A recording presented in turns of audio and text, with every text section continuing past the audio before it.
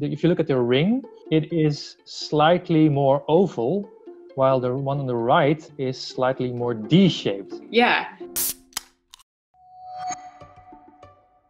I'm Jessica Hester, staff writer at Atlas Obscura, and this is Show and Tell, a series where we chat with fascinating people about fascinating things that they own. I'm thrilled to be speaking with archaeologist Jobbe Wijnen, who has an enormous collection of pulltabs, the little gizmos that open soda and beer cans. And he wants you to love them as much as he does. Hey, Jobbe. Hey, thank you for this introduction. Yes, well, I'm pretty safe and fine in my home office here in Wageningen in the Netherlands. How did you get started doing pulltab archaeology? We were doing formal excavation of sites in the Netherlands. And because we were looking at the topsoil, I would just find them with my metal detector. At the beginning, more or less as an experiment or as a maybe even with some irony, I started collecting them and putting them in bags. And many archaeologists everywhere in the world do not regard this as archaeological valuable material yet. Well, I know you have thousands, and I'm wondering if you can show me, how do you collect them? How do you store them at home? The most important part of the collection is this book. What this is if you're doing making an archaeological collection, you need to be sure that every new pulltab you find is different from the one before. Today we have over 70 types, and every time I get another pulltab, I can look at the reference collection and check if it's a different pulltab. And this is probably the only book with a global collection of pulltabs from an archaeological perspective. So this book is unique, and it's sort of invaluable. If I lose this, or if it gets stolen, or I can never replace this without making a really big effort. What is that on the side of it? Is that it's a pulltab logo. I love that. What are the different parts of a pulltab? This has changed quite a lot over the last 60 years. The original first pulltabs, the ones from 1962, 1963, they were solid. So here you see a ring, and you see a tab, a tear strip, it is called officially. And originally the ring was a solid piece of aluminum. The edges were pretty sharp, and it was very tiny, so you could not grip it. And therefore people hurt their hands. And well, it was a first design, so to speak. And this is actually a third generation pulltab, where the ring has been enlarged significantly, so people can actually put their fingers in. Let me get an old can, like for example this one. You can see that there's a hole. There's no pulltab on it, so this pulltab is removed.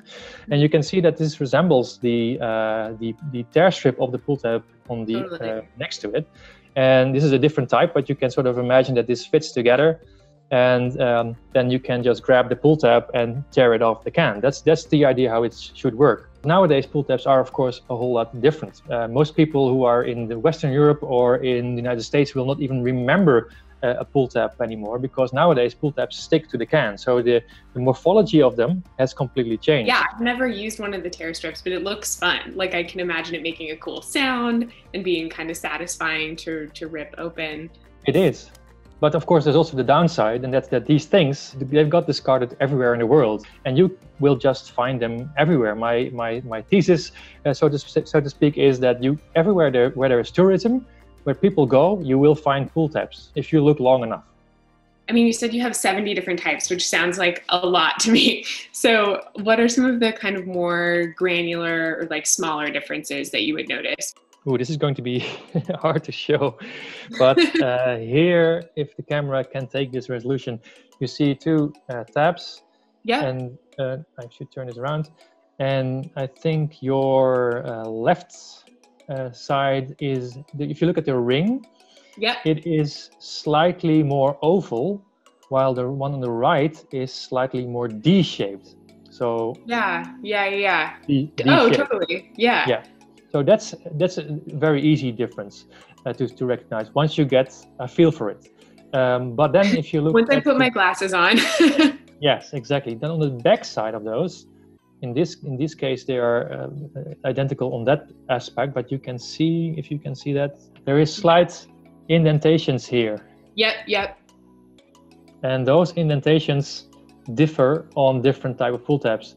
And sometimes the difference between two of these will only be one of those notches. And that's the only difference there is. Yeah. Do you use any tools like magnifying glasses or anything like that? Well, I was just going to get into that because I made this thing. And this is a really fun thing to... Oh my gosh, that's so cool. Yeah, you can make this at home very easily. Just start collecting and put them on a piece of string on a little wooden board. And you can start looking at the differences. And then you can see that I made little divisions in how many notches they have. So here's the, you can read up to 3 notch, here's 2 notch, and here's 1 notch. And then here is the pull tab attached. So are those all the same ones that are in the reference book? No, these are the extras. Of course, I cannot touch the reference collection. That's something an archaeologist can not do. That's sort of the holy book of archaeology of pull tabs. The reference collection has to stay intact always. I cannot swap a pull tab because I am in that mood of swapping things. No, I cannot do it. The one in the collection is the one in the collection, and that's the only one of that type there is, or maybe one of 2. Do you have any exciting new pull tabs that have arrived that you really like? This is a very special one. This one came from an official archaeology dig in Tasmania. Oh, cool. This one was sent because it was found in the topsoil, and the topsoil is often mixed up, which means for an archaeologist you cannot say this layer is from this time period. Yes, somebody dropped the pull tab, but we don't know when, and we don't know where, and we don't know who it was. This was just a surface find. So my project constantly raises discussion. I get angry emails from people who say, you can't do this. You cannot ship this from Australia to the Netherlands. That's illegal heritage trafficking. And then other archaeologists of the same country say, that's rubbish. That's not, it's literally rubbish, but that's not true. You can send it. Absolutely. No problem. That's so crazy to think about, the fact that there are so many different interactions that took place that are all recorded in that one bag. Yeah, sure. Every pull tab was used by one person and then discarded.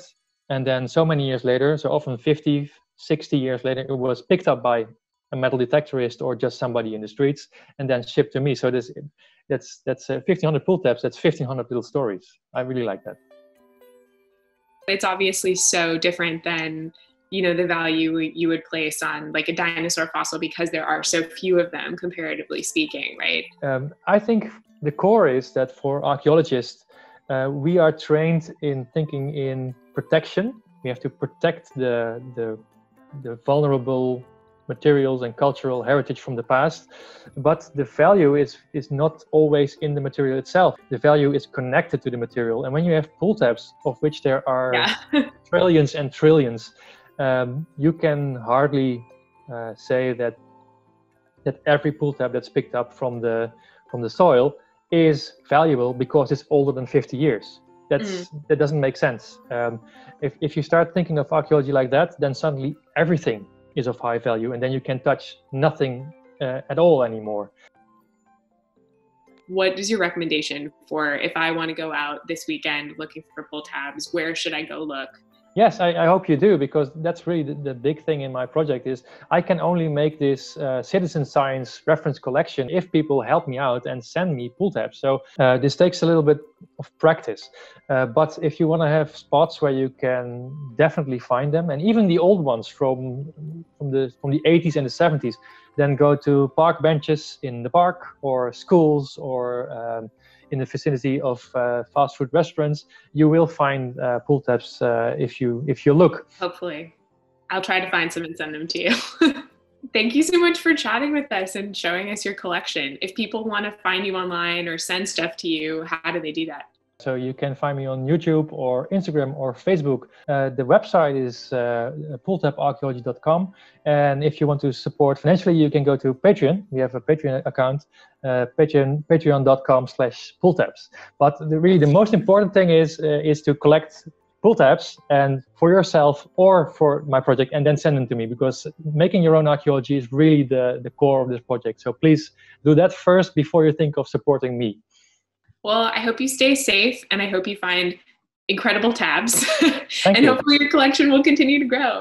Yes, I hope so too. Thank you. Thanks for watching Show and Tell.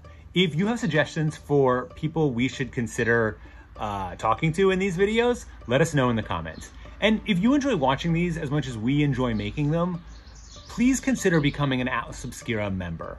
By joining the Atlas Obscura membership program, you are becoming a part of this incredible community of like-minded explorers, and you're supporting our mission to share wonder in the world. So consider becoming a member, and as always, also, don't forget to like and subscribe.